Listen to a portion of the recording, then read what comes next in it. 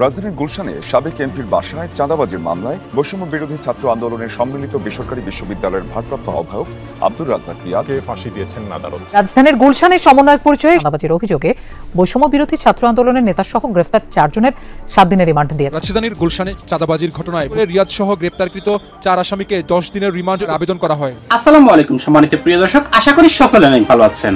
এবার আর কিন্তু শেষ রক্ষা হলো না বৈষম্য বিরোধী সংগঠনের নেতা চাঁদাবাজ রিয়াদের। হ্যাঁ দর্শক, যেমন করেছেন তার ফলও কিন্তু তেমনি পাচ্ছেন। এবার কিন্তু কঠিন শাস্তির মুখে পড়তে যাচ্ছে এই চাঁদাবাজ রিয়াদ, যেখানে মাত্র কয়েক মাসের ব্যবধানে কিন্তু কোটিপতি হয়ে গেছে চাঁদাবাজি করে। তার নিজের এলাকায় যেখানে ছিল টিনের ঘর, সেখানে কিন্তু এখন বড় বড় দালান কোঠা তুলছেন সে, যেগুলি দেখলে কিন্তু দর্শক আপনাদের কাছে একেবারে স্পষ্ট হয়ে যাবে যে এই ছেলে আসলে কত বড় চাঁদাবাজ। আর তাকে লিড দিচ্ছে কারা? দর্শক, আশা করি আপনারা সকলেই জানেন। যেহেতু দলের সাথে সম্পৃক্ত এনসিপি, সেই হিসেবে কিন্তু ধারণা করা যায় এনসিপির নেতাকর্মীরাই এই চাঁদাবাজদেরকে কিন্তু লিড দিচ্ছে। তবে এবার কিন্তু আর রক্ষা পাওয়ার কোনো সুযোগ নেই এই চাঁদাবাজদের। দর্শক, শুরুতে ভিডিওর কিছু অংশ বিশেষ থেকে কিন্তু আশা করি বুঝতে পেরেছেন আমাদের আজকের এই ভিডিওটা ঠিক কতটা গুরুত্বপূর্ণ। তাই দর্শক, আপনার কাছে অনুরোধ থাকবে আমাদের আজকের এই গুরুত্বপূর্ণ ভিডিওটি একটু স্কিপ না করে একেবারে সম্পূর্ণ দেখার জন্য। তবেই কিন্তু আজকের নিউজটির একেবারে বিস্তারিত আপনি ভালো করে বুঝতে পারবেন।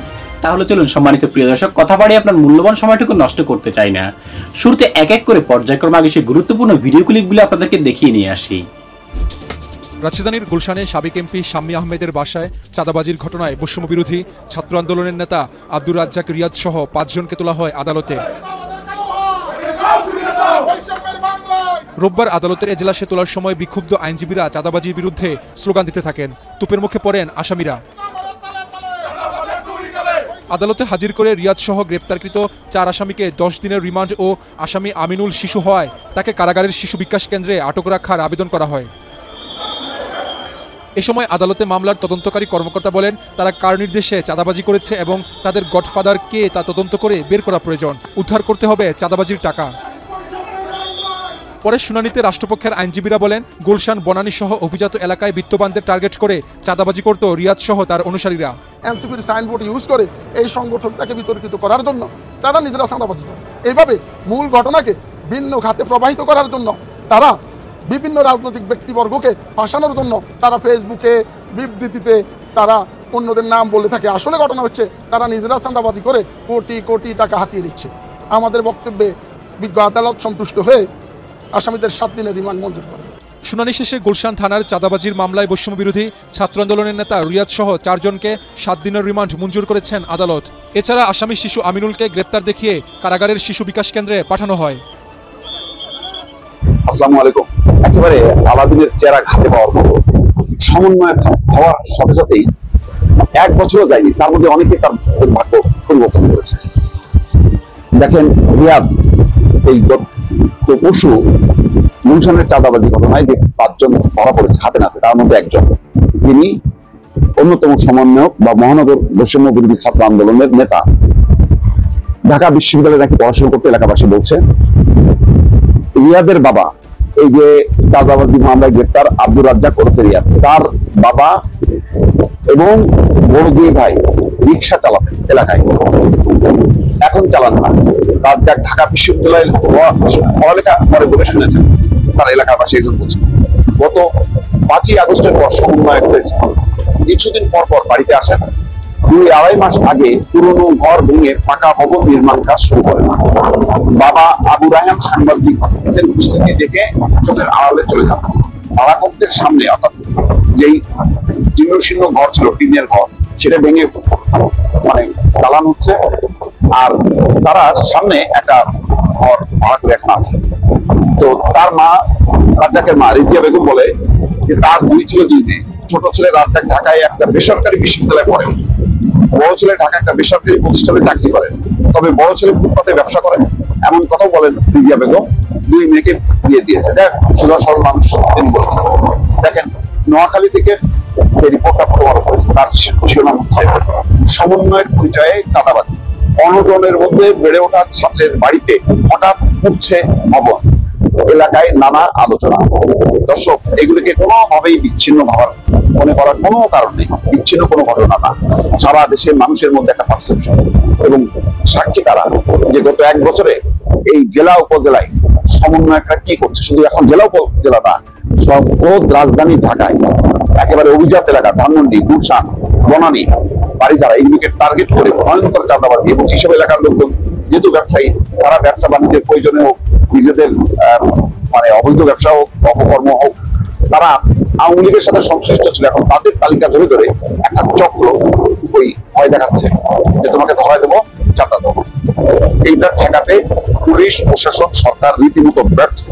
ফলে ভয়ঙ্কর ভাবে এই যে রাজনৈতিক পট পরিবর্তনটাই একটা মুখ থুবড়ে পড়ার উপক্রম হয়েছে।